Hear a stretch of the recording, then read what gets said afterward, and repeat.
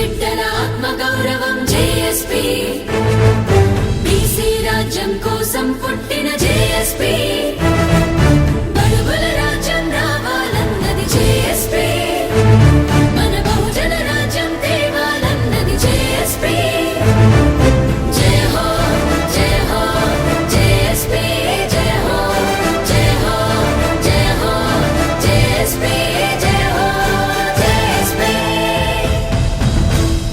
Hi hello నమస్తే, JSP media తెలుగుకు స్వాగతం. ఈరోజు మనతోటి దత్తాత్రేయ గారు ఉన్నారు, మాజీ కేంద్ర మంత్రి, గవర్నర్, మాజీ గవర్నర్ దత్తాత్రేయ గారు ఉన్నారు. సార్తో మాట్లాడదాం. నమస్కారం సార్, మా జేఎస్పీ ఛానల్కి స్వాగతం. అంటే బీసీల కోసం, బీసీల హక్కుల కోసం స్టార్ట్ చేసిన ఈ ఛానల్, మీరు ఛానల్ గురించి, బీసీల గురించి కొంచెం చెప్పండి. జేఎస్పీ అనే పేరు ఏతుందో, జన సావిత్రి పులే అనేటువంటి ఈ మీడియాను స్టార్ట్ చేయడం, సావిత్రి పులే కానీ, మహాత్మా పులే కానీ, వాళ్ళు అట్టడుగు వర్గాల కోసం, ముఖ్యంగా బీసీల యొక్క సమున్నతి కోసం జీవితాలను త్యాగం చేసి అనేకమైనటువంటి సంఘర్షణ చేసినటువంటి మహానుభావులు.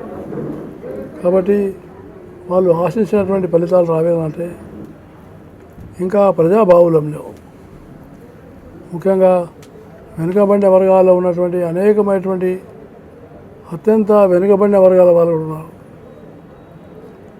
వాళ్ళ వృత్తులు వేరే వేరే ఉన్నాయి. ఈ బీసీ అంటేనే వృత్తుల మీద ఆధారపడి జీవించేవాళ్ళు. వాళ్ళ జీవన విధానం, వాళ్ళ యొక్క నైపుణ్యం, వాళ్ళ యొక్క కళాయకు ఉన్నటువంటి దీన్ని గతంలో అనేక మంది ఆ నైపుణ్యంతో అనేకమైనటువంటి ప్రపంచంలో స్థాయిని సంపాదించారు.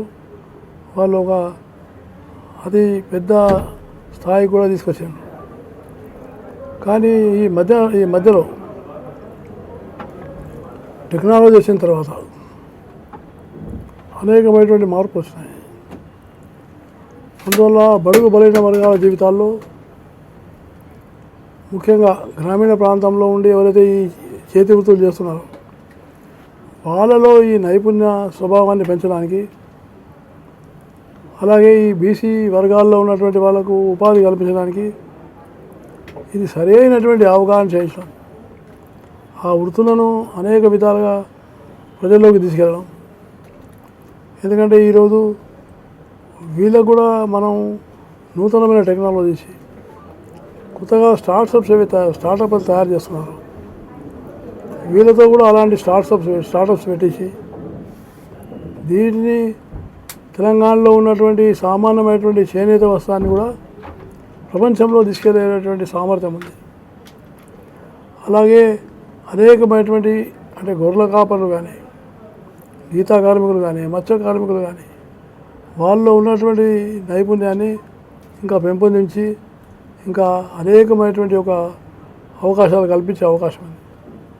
కాబట్టి ఈ ఛానల్ తప్పకుండా వాటి మీద ఎక్కువ శ్రద్ధ పెట్టాలని, అలాగే బీసీలకు ఉద్యోగస్తులు కానీ, రాజకీయ నాయకులు కానీ, లేక గ్రామ పంచాయతీలో ఉన్నటువంటి ఒక అనేకమైన సంస్థలు కానీ, అందులో రిజర్వేషన్ల విధానం అనేది సక్రమంగా పాటిస్తున్నారా లేదా, వాళ్ళ హక్కులు అనేటువంటి సక్రమంగా వస్తున్నాయా లేవా, ఎక్కడెక్కడ ఈ ల్యాప్సెస్ ఉన్నాయి, ఏ జిల్లాలో ఏ ప్రాంతంలో ఏ విధమైనటువంటి అన్యాయం జరుగుతుంది, వాటిని వెలుగులోకి తీసుకొస్తే ప్రభుత్వం సర్దుకొని వాటిని చేస్తే ఒక సామాజికమైనటువంటి సమరసత అనేది అభివృద్ధి అవుతుంది.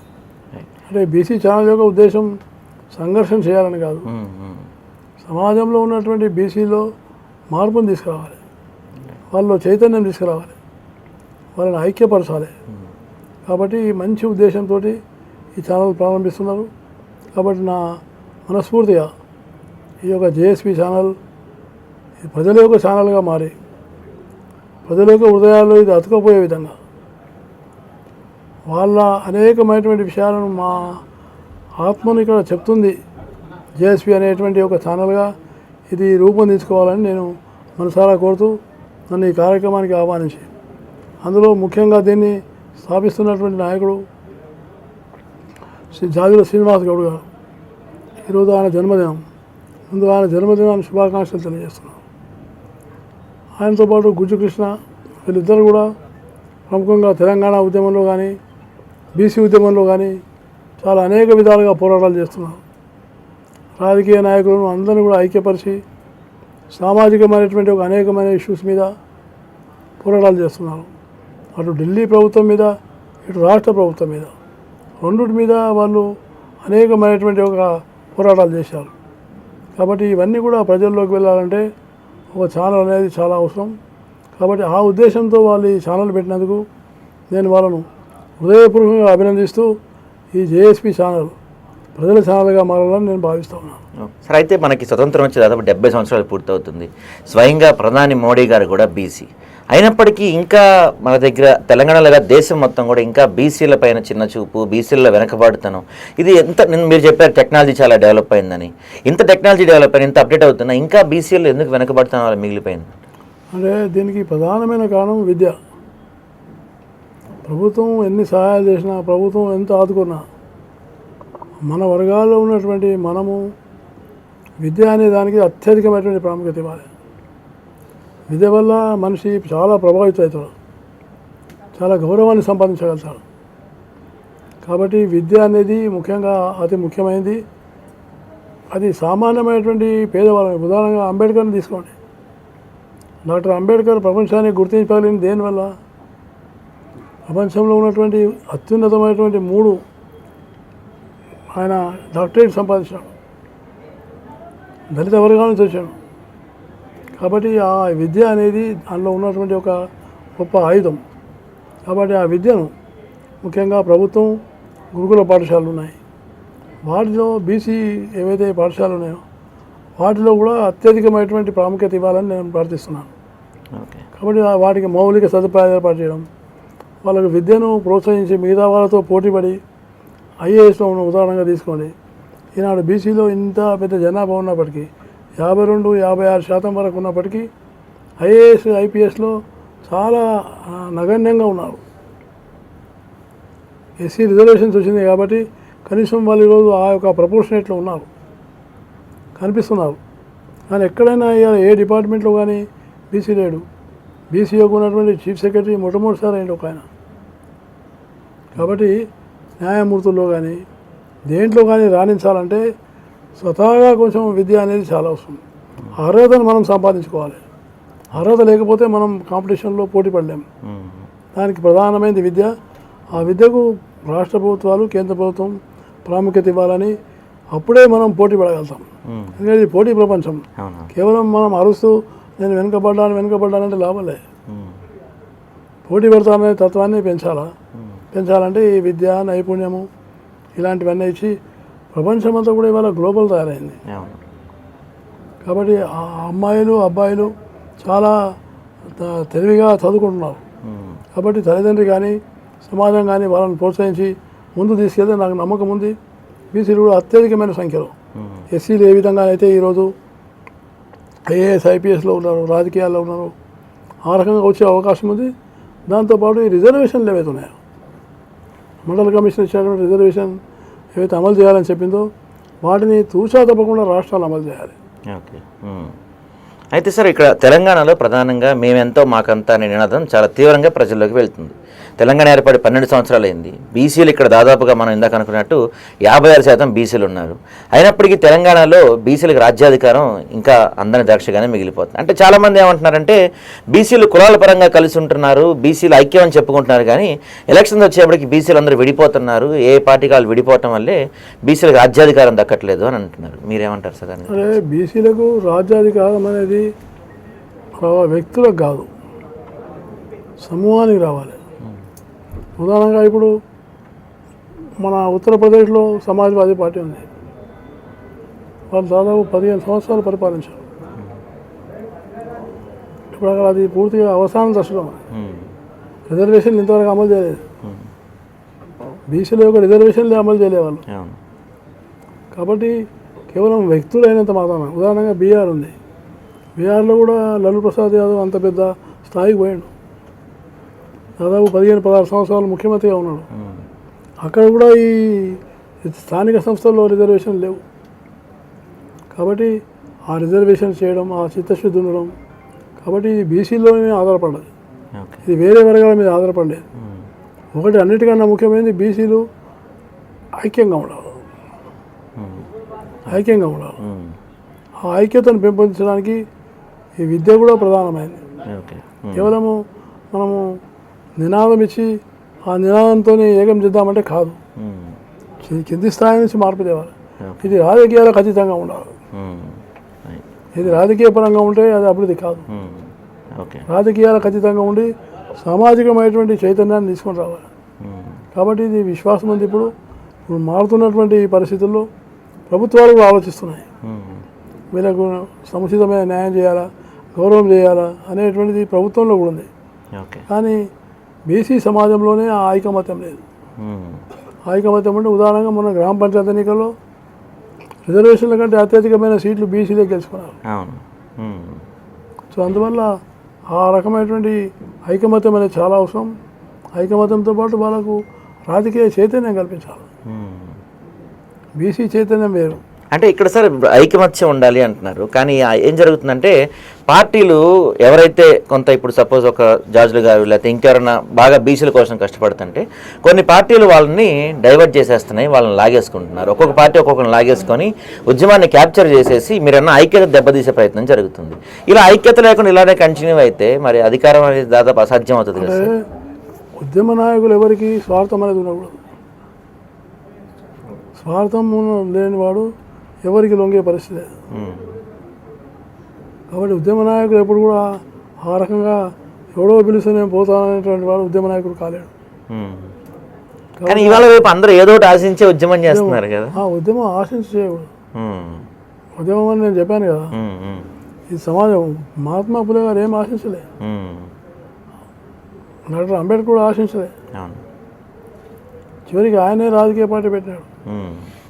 కాబట్టి ఆ రకంగా సమాజం కోసం పనిచేద్దామని ఉండాలి. పార్టీలు రాజకీయం వస్తుంటాయి, మారుతుంటాయి, పోతుంటాయి. కానీ సమాజంలో ఆ శక్తి నిర్మాణం చేస్తాం. దానికోసం 30 సంవత్సరాలు 40 సంవత్సరాలు నిరంతరంగా పోరాటం చేయాలి. కొంచెం త్యాగం అవసరం, సాక్రిఫైస్ చేయాలి. కాబట్టి అలాంటి భావాలతోటి ఉన్నటువంటి ఉద్యమం ఇంకా ఉవ్వెత్తులు లేవాలి. ఓకే. ప్రస్తుతం అయితే సరిపోదు, ప్రస్తుతం నడుస్తున్న ఉద్యమం సరిపోదు. ఎందుకంటే దీనికి అనేకమైన త్యాగాలు చేయాల్సిన అవసరం ఉంది. అనేకమైనటువంటి ఒక వేదికలు అవసరం ఉన్నాయి. అనేకమైనటువంటి ఒక ఉద్యమాలు అవసరం ఉన్నాయి. అవి చేయాలంటే ఈ వ్యవస్థలు నిర్మాణం చేయాలి. ఈ వ్యవస్థలు నిర్మాణం చేయడానికి వ్యక్తులు కావాలి. కాబట్టి అలాంటి వ్యక్తులను మనం వెతుకోసుకోవాలి. ఆ వ్యక్తులు నిర్మాణం చేసి ఈ సంస్థలు నిర్మాణం చేస్తే అప్పుడు స్థాయి రూపంలో ఇది బీసీ ఉద్యమం ఉంటుంది. అయితే సార్ మొన్న తెలంగాణలో 42% రిజర్వేషన్లు ఇస్తామని హామీ ఇచ్చారు, అది అమలు అవ్వలేకపోయింది. దానికి సంబంధించి ఉద్యమాలు జరిగినాయి. అయితే ఆ ఉద్యమాన్ని చాలామంది తెలంగాణ ఉద్యమంతో కంపేర్ చేశారు. తెలంగాణ ఉద్యమానికి అన్ని వర్గాల నుంచి సపోర్ట్ వచ్చింది, విద్యార్థులు, మహిళల లోకం నుంచి. కానీ మొన్న చూసుకుంటే మనం ఈ 42% జరిగిన ఉద్యమంలో ఎందుకో విద్యార్థులు అంత యాక్టివ్గా పార్టిసిపేషన్ కనపడలేదు సార్. అంటే విద్యార్థులు 42% వల్ల మాకు వచ్చే ఉపయోగం ఉందనుకొని వాళ్ళు కొంత వెనక ఆలోచించలేదంటారా? అంటే బీసీ అనేటువంటిది ఇప్పటికి కూడా మన సమాజంలో కులము అనేది చాలా ప్రాముఖ్యత ఉంది. మా కులం వాళ్ళు ఎంతమంది ఉన్నారు, మా సంఖ్య ఎంత ఉంది అనే ప్రాముఖ్యత ఉంది. ఆ దీంతో ఆ ఫలితాలు వస్తున్నాయి కాబట్టి అటువైపు చూస్తున్నాం. అవసరం వచ్చినప్పుడు బీసీ వేదికకి వస్తున్నారు. సో కాబట్టి దాని యొక్క ప్రభావాన్ని తగ్గియాలి. ఆ కులం అనేటువంటి ప్రభావాన్ని తగ్గించి ఈ సామాజికమైనటువంటి చైతన్యాన్ని తీసుకురావాలి. వెనుకబడిన వర్గాల వాళ్ళు వీళ్ళను సముద్రం చేద్దాం. ఇప్పుడు ఏ కులమైనా ఏ ప్రాంతం వాడైనా వాడిని మనం ఆదరిద్దాం అనేటువంటి భావాలను తీసుకురావాలి. ఓకే. అయితే ఇక్కడ తెలంగాణలో 42% అమలు కాకపోవడానికి బీజేపీయే కారణం. బీజేపీ 9th షెడ్యూల్లో పెట్టకుండా దీన్ని డిలే చేశారని చెప్పారు. ఇప్పుడు బీజేపీ ఏకంగా కులగణనతో పాటు జనగణన కూడా చేయబోతుంది. దేశంలో దాదాపుగా ఒక 30-40 వేల తర్వాత జనగణనతో పాటు కులగణన జరగబోతుంది. సో ఇక్కడ రాష్ట్రంలోనే అన్యాయం చేశారు, దేశవ్యాప్తంగా కూడా బీసీలకి బీజేపీ అన్యాయం చేస్తుందనే ఒక ఆలోచన కొంతమంది ప్రజల్లో ఉంది. మీరేమంటారు? ప్రభుత్వం తప్పు. గతంలో రాజశేఖర రెడ్డి గారు ఇలానే చేతులు కాల్చుకున్నాడు. అవును. ఎందుకు కాల్చుకున్నా ఆయన? ఎవరవుతున్నారు ఈ ప్రభుత్వాన్ని అమలు చేయడానికి? కాబట్టి మీరు ఎక్కడైతే న్యాయస్థానాల్లో దీన్ని సరైనటువంటి విధాలుగా న్యాయస్థానం ఏమంటుంది, మీరు సెన్సస్ తీసుకురండి. మీరు ఎంతమంది ఉందని చెప్పేసి ఒక ఆధారం సెన్సస్ తేండి. ఉమ్. ఆ సెన్సస్ తేలినంత వరకు ప్రభుత్వం ఏం చేయలేదు. ఉమ్. కేవలం రాజకీయ లబ్ధి కోసం మేము చేస్తామంటే అది ఉమ్. ఉమ్. రాజ్యాంగబద్ధంగా ఉండదు. ఓకే. కాబట్టి మనం ఏది చేసినా రాజ్యాంగబద్ధంగా ఉండాలి. ఉమ్. రాజ్యాంగబద్ధంగా ఉండాలంటే పార్లమెంట్లో చట్టం చేయాలి. అవును. పార్లమెంట్లో చట్టం చేయాలంటే అభిప్రాయం రావాలి. ఉమ్. మన మహిళా రిజర్వేషన్లో ఏమేం జరిగింది? ఉమ్. ఏకాభిప్రాయం సాధ్యం కాలేదు. అంటే ఇంత గొప్ప ఆయుధమైనటువంటి మహిళా రిజర్వేషన్ మీద వాళ్ళు అయినా కూడా వాళ్ళు పొరపాటు చేశారు. ఉమ్. అంటే రాజకీయమైనటువంటి దృక్పథంతో దాన్ని వ్యతిరేకించారు. ఉమ్.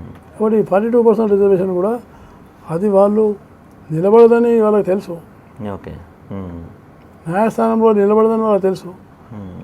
కానీ మేము మాట ఇచ్చినాం కాబట్టి చేస్తామంటే ఇచ్చే ముందే మీరు ఆలోచించుకోవాలి. ఉమ్. సో అందువల్ల చేయనటువంటి ఒక అమలు కానటువంటి విషయాలను ప్రజల్లోకి తీసుకెళ్ళి అనవసరంగా వైఫల్యాలు చెందడం ఇది ప్రభుత్వం చేతులు కాచుకోవడమే. ఓకే. కాబట్టి 42% జరిగిందంటే దానికి ప్రభుత్వమే బాధ్యత. ఉమ్. ప్రతిపక్షాలు కానీ వేరే పార్టీలు కానీ బాధ కాదు. ఉమ్. ఇక్కడ అమలు చేయడానికి కేంద్ర ప్రభుత్వం ఏం సంబంధం? ఉమ్. ఓకే. మోడీ గారికి ఏం సంబంధం ఇక్కడ ఆంధ్రప్రదేశ్లో? ఉమ్. ఇక్కడ ఉన్నది మీ ప్రభుత్వం, మీరు చేసుకోవాలా. ఉమ్. రైట్. కాబట్టి దీన్ని మనం కేవలం మాటలతో కాదు ఉమ్. చేతులతో చేయాలి. ఓకే. మాటలతో చాలా చెప్పచ్చు. ఉమ్. ఉమ్. ఉమ్. కాబట్టి ఇంతవరకు కాంగ్రెస్ పార్టీ అనండి అనేక అధికార పార్టీలు మాటలతో చెలాయించుకుని వచ్చినాయి. అవునవును. కానీ ఇవాళ నేను ఒక మాట చెప్పగలుగుతాను, మోడీ గారు మాటలతో కాదు ఉమ్. చేతులతో చేస్తున్నారు. ఓకే. దేశంలోనే అత్యధిక కాలం ప్రధానమంత్రిగా అయినంత ఈ రికార్డు బద్దలు కొట్టారు. అది చాలా చాలా గొప్ప అచీవ్మెంట్ ఇది. ఉమ్. చాలా ఘనమైన కీర్తి. ఉమ్. ఎందుకంటే మీరు చాలామంది ప్రధానమంత్రుల దగ్గర నుంచి చూశారు మీరు. ఘనమైన కీర్తి. ఎందుకంటే ప్రధానమంత్రి నరేంద్ర మోడీ గారు పండిత్ జవహర్లాల్ నెహ్రూ ఉన్నటువంటి ఒక ఆ పదవి ఉన్నటువంటి ఆ కాలాన్ని దాటి ఉమ్. అధికారంలో ఉండడం, ఒక సామాన్యమైనటువంటి ఛాయవాల కుటుంబం నుంచి వచ్చిన వ్యక్తి, ఉమ్. ఏ నేపథ్యం లేని వ్యక్తి ఉమ్. ఇంతకాలం పాటు ప్రధానమంత్రి పదవిలో ఉండి అనేకమైనటువంటి అచీవ్మెంట్ చేసినారు. ఉమ్. కేవలం ఆయన ప్రధానమంత్రి స్వార్థం కోసమే కాలే, ఉమ్. ఉమ్. ఉమ్. ఇవాళ సమూలమైనటువంటి వ్యవస్థలని మార్పు చేశాం. ఉమ్. అవినీతి ఇవాళ ఈ ప్రభుత్వం మీద ఎవరైనా కూడా అవినీతి ఉందని చెప్పి వేలు చూపేటువంటి ఒక వ్యక్తి లేడు. ఉమ్. అవినీతి విషయంలో కానీ, ఉమ్. మంత్రివర్గం విషయంలో కానీ, మంత్రివర్గంలో ఉన్న వాళ్ళ యొక్క పనితీరు విషయంలో కానీ, ఉమ్. ప్రభుత్వం యొక్క ఉన్నటువంటి డెలివరీ విషయంలో కానీ, బడుగు బలైన వర్గాలకు ఉదాహరణగా నేను ఉమ్. 2014లో ప్రధానమంత్రి నరేంద్ర మోడీ గారు ఉన్నారు. ఉమ్. నన్ను బీసీ పార్లమెంటు కమిటీ చైర్మన్ చేసినారు. ఉమ్. చేసినప్పుడు నేను అభినందించిన ఆయన్ని. ఉమ్. చాలామంది అడిగారు నన్ను, మీరు ఎందుకు మంత్రి పదవి ఇస్తే మంత్రి పదవి రాదు అని. ఉమ్. నేను అన్నాను, ఇదే మంత్రి పదవి అన్నాను. ఉమ్. ఓకే. ఆ తర్వాత నేను ఆలోచన చేసి అందరినీ, ఇప్పుడు హనుమంతరావు గారు కూడా ఉమ్. ఉమ్. అన్ని పార్టీల ఎంపీలను అందరితో మాట్లాడి నేను అంత దేశం అంతా తిరిగి బీసీ కమిషన్ చట్టబాత లేదు. ఉమ్. అవును. ఎస్సీ ఎస్టీ కమిషన్కు ఏ చట్టబాత ఉందో ఉమ్. ఆ చట్టబాత లేదు. ఉమ్. కాబట్టి ఇది చేయాలని చెప్పి నేను ప్రధానమంత్రికి వెళ్ళి మెమోరాండం ఇస్తే ఆయన తప్పకుండా అమలు చేశాడు. ఓకే. ఉమ్. ఈరోజు అన్ని కమిషన్లు, రాష్ట్రంలో ఉన్న బీసీ కమిషన్ కూడా అధికారాలు సంపాదించింది. ఉమ్. కాబట్టి ఆ రకమైనటువంటి చేతులతో చూపించాలి కానీ మాటలతో చూపించేది కాదు. ఉమ్. ఉదాహరణగా ఈరోజు ఆయన అనేక మంది చిన్న వ్యాపారస్తులంతా ఎవరు? ఉమ్. బడుగు బలైన వర్గాల వాళ్ళు. అవునవును. ఉమ్. ఇలా ముద్రా యోజన ఉంది. అవును. ముద్రా యోజన ఇవాళ దాదాపు 30 కోట్ల మంది వరకు అయింది. ఉహుం. ఓకే. ఎంతోమంది వడ్డీ వాళ్ళ చేతిలో పీడింపబడే వాళ్ళకు ఇవాళ ముక్తి లభించింది. ఉమ్. దాదాపు కొన్ని వేల కోట్ల రూపాయలు వాళ్ళకి చేరిపోయినాయి. ఓకే. ఉమ్. సో ఆ రకమైనటువంటి అచీవ్మెంట్ చేసినాడు. అయితే సార్, అంటే దీంతో పాటుగా అంటే నాన్ననికి రెండో వైపు అందుకని అన్నట్టుగా నేను ఒకటే అనుకుంటున్నాను, ఉమ్. ప్రధానమంత్రి నరేంద్ర మోడీ గారు ఇవాళ అలా అంత స్థాయికి పోయి ఆయన ఒక బీసీలో వచ్చినటువంటి వ్యక్తి అవునవును. అంత స్థాయికి పోవడం, ఇది రావడం, నేను మనస్ఫూర్తిగా నేను ఆయన అభినందిస్తూ ఉన్నాను. ఓకే. ఇంకా భగవంతుడు వారికి మంచి ఆయురారోగ్యాలు ఇచ్చి ఆశీర్వదించి ఇంకా శక్తిని ఇవ్వాలని నేను ప్రార్థిస్తూ ఉన్నాను. అయితే సార్ మోడీ గారు వచ్చిన తర్వాత అదానీ అంబానీలకు ఎక్కువ కట్టబెట్టారు, మధ్యతరగతి వాళ్ళని సరిగా పట్టించుకోవట్లేదు, ఉన్న వాళ్ళని ఇంకా ఉన్నవాళ్ళుగా తయారు చేస్తున్నారు, కొన్ని వేల కోట్ల నల్లధనం తీసుకొస్తా అన్నారు, ఇంకా తయారైపోయారు. ఇవన్నీ కూడా మోడీ ఫెయిల్యూర్స్. ఆయన ఓన్లీ ఒక పిఆర్ కంటే అంటే ప్రాపగాండా చేస్తున్నారు తప్ప గ్రౌండ్ లెవెల్లో ప్రజలకు ఏం చేయట్లేదు అనేది కొంతమంది వాదన సార్. అది మీరేమంటారు? తప్పు. ఎందుకంటే మనము అదానీ అంబానీగా చూడాల్సింది. అదానీ అంబానీ సంపద సృష్టించి వాళ్ళు ఎవరికి పెడుతున్నారు? మరి ఎవరికి పెడుతున్నారు? కాబట్టి వాళ్ళ విషయంలో మనం పెద్దగా పట్టించుకోవద్దు. అది వ్యాపారము, వాళ్ళు చేసేటువంటిది ఇది. దానికి కొన్ని నిబంధనలు ఉన్నాయి, వాళ్ళు చేసుకుంటారు. కానీ ఎవరైనా కానీ అంటే అదాని కానీ అంబానీ కానీ వాళ్ళు చేసేటువంటి కార్యక్రమం వేరు. వాళ్ళు కాకుండా ఈరోజు సామాన్యమైనటువంటి ఈటల రాజేంద్ర గారు ఎంపీ అయినాడు. ఎట్లా అయ్యాడు? మోడీ వల్ల అయ్యాడు. ఓకే. అనేక మంది కార్యకర్తలు లాంటి అలాంటి సామాన్యమైన వాళ్ళు, నాలాంటి వాళ్ళు మంత్రులైనరు, గవర్నర్లు అయినారు.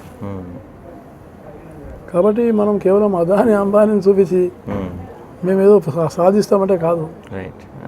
అనేకమైన అచీవ్మెంట్స్ ఉన్నాయి. ఇవాళ దేశంలో గురుకుల పాఠశాలలు పెట్టాడు. కస్తూర్బా బాలిక పాఠశాలలు దేశవ్యాప్తంగా ఇవాళ ఉన్నాయి. మన రాష్ట్రంలోనే ఉన్నాయి చాలా పెద్ద ఎత్తున. కాబట్టి అవన్నీ అమలు అవుతున్నాయి. అందువల్ల ఆర్థికంగా కానీ అదేవిధంగా అనేకమైనటువంటి ఒక రాజ్యాంగ వ్యవస్థలు ఏతున్నాయి. సిబిఐ కానీ ఈడీ కానీ ఇవాళ ఎంత భయం సృష్టించినాయి. అవినీతి పరులకు భయం ఉండాలా? అవినీతి పరులు కాని వానికి ఈడీ అంటే భయం ఎందుకు? అదే సిబిఐ, ఈడీ, ఎలక్షన్ కమిషన్ ఇవన్నీ కూడా బీజేపీ చెక్కు చేతిలో నడుస్తున్నాయని కూడా. ఈ వ్యవస్థలన్నీ ఇంతవరకు అస్తవ్యస్తంగా ఉన్నాయి. ఇవాళ అనేక మంది జైల్లో ఉన్నారు. సంపన్నులు వాళ్ళంతా. కాబట్టి మోడీ ఎవరిని స్పేర్ చేయలే. వ్యవస్థ సుదృఢంగా చేశాడు.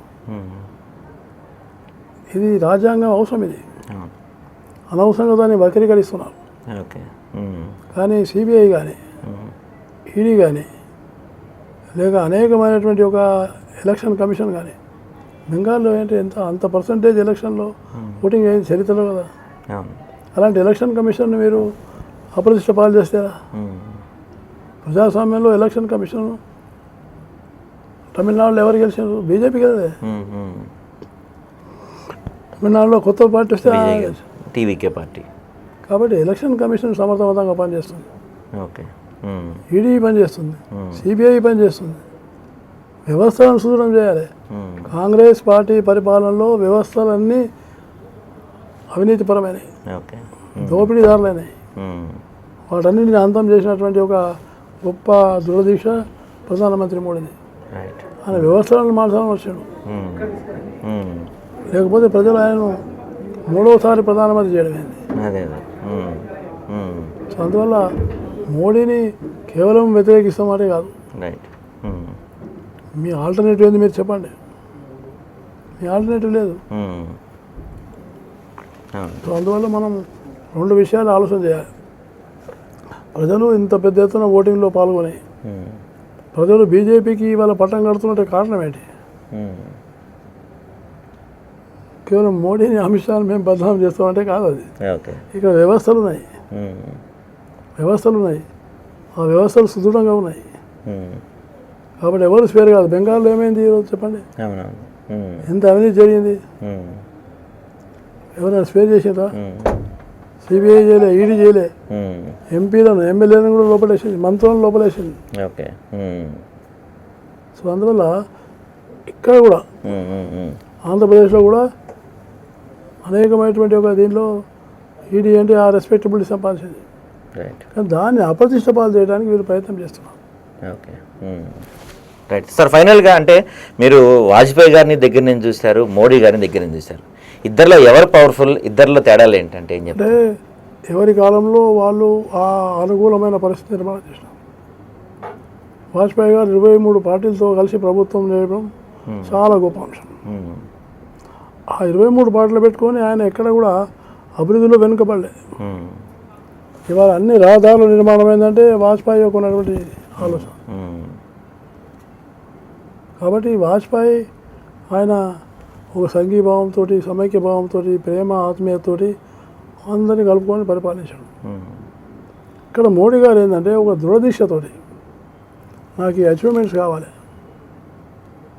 మీరు ఎవరైనా నాకు ముఖ్యం కాదు అని టార్గెట్ పెట్టిండు. ఈ సంవత్సరం ఇది కావాలా, ఈ సంవత్సరం ఇది కావాలా, అవి జరగకపోవడానికి బాధ్యులు ఎవరు? అలాంటి వాళ్ళను శాంతియుతంగా పక్క జరుపుతున్నాడు, అధికారులైనా రాజకీయ నాయకులైనా మంత్రులైనా. కాబట్టి ఈయననేమో పరిపాలన, రిజల్ట్స్, అచీవ్మెంట్స్.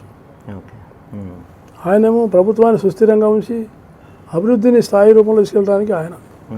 సో కాబట్టి ఎవరి మార్గంలో వాళ్ళు ఉన్నారు. ఆయనను ఈయనను మనం కంపేర్ చేయలేం. Okay sir, right. Thank you sir, మా ఛానల్కి వచ్చేసి మీ విలువైన సమయం కేటాయించిన థ్యాంక్ యూ సార్.